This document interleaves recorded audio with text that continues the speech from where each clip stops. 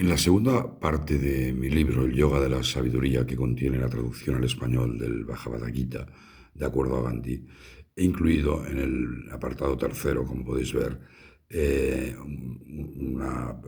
un análisis del estudio, un breve estudio de la vida de Gandhi, que lo he titulado Gandhi, una vida basada en la no violencia. Creo que era interesante dedicar este tributo a esta persona tan importante que ha definido el mundo que conocemos actualmente. Primero haremos una pequeña presentación de quién fue Gandhi. A continuación ya veremos los primeros años que estuvo en Londres, cuando estuvo estudiando eh, leyes, abogado, y sus contactos con una sociedad teosófica, por ejemplo, con Henry David Thoreau, que es muy interesante de analizar. Aquí lo podéis ir viendo. Había una frase de Thoreau, que recordar que es el líder de la desobediencia no civil, de la desobediencia civil pacífica, y decía: todas las mañanas lavo mi intelecto con la estupenda y cosmogonía filosófica del Bhagavad Gita. En comparación con estas enseñanzas, nuestra civilización y literatura moderna me parecen mezquinas y triviales. Como podéis ver, vamos a ir ver un influjo importante entre Occidente e India que tuvo Gandhi.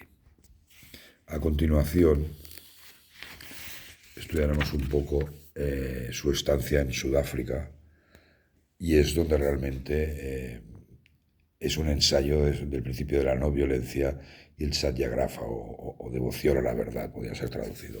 Y veremos pues todos los problemas que tuvo y también cómo logró empezar a aplicar estos principios.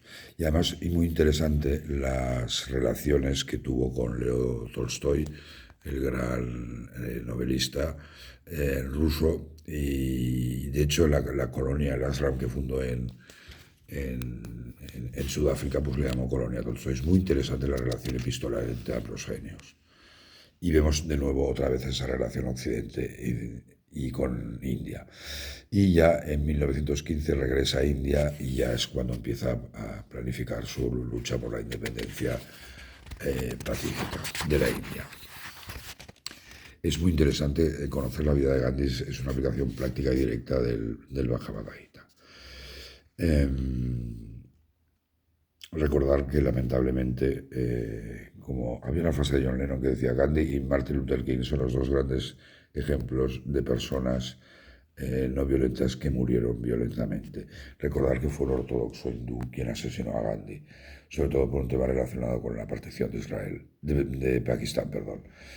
Y luego, pues en el último punto ya veremos cómo ha influido Gandhi y el Gita en esta versión a través del mundo, que es impresionante. Y esa es una de las razones por las cuales yo traduje el libro. Es decir, este pequeñito libro, que recordar que es el libro que yo he escrito, el Bhagavad Gita, el Yoga de la Sabiduría, que contiene la versión del Gita que hizo Gandhi, que tradució en español, y además con comentarios de Swami Vivekananda.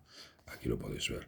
Lo podéis comprar en Amazon, online, desde cualquier punto del mundo, y lo recibiréis pues con un formato idéntico a este de aquí. Y como os comentaba, si uno piensa en el mundo actual, en los países que han surgido, pues Gandhi es uno de los protagonistas de este nuevo mapa mundi. Y lo digo porque la figura de Gandhi tuvo muchísima influencia en las colonias británicas de África. Ese ejemplo de lucha no violenta basada en la ahimsa que él preconizaba siempre, va a ser fundamental en la independencia de los países africanos. También posteriormente tendrá en las colonias africanas de origen francés y también en toda Asia. Entonces, el mapa de países que vemos actualmente, pues este libro, este pequeño libro, tiene una importancia fundamental. Y bueno, la figura de Gandhi es difícil, a veces parece que está olvidada, pero ha tenido influencia pues, en Martin Luther King, como podéis ver aquí. Y ahora estudiaremos rápidamente cómo influyó en estas colonias que os comentaba. la estancia de Luther King en Nigeria, básicamente inspirado en Gandhi, y luego, pues, por ejemplo, la influencia de Gandhi tuvo en el Dalai Lama o en Sun Yukui, ¿no?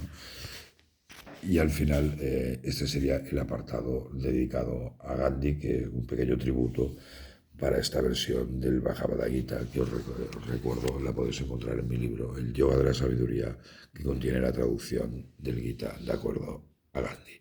Muchas gracias, soy Pedro Roney y hasta pronto.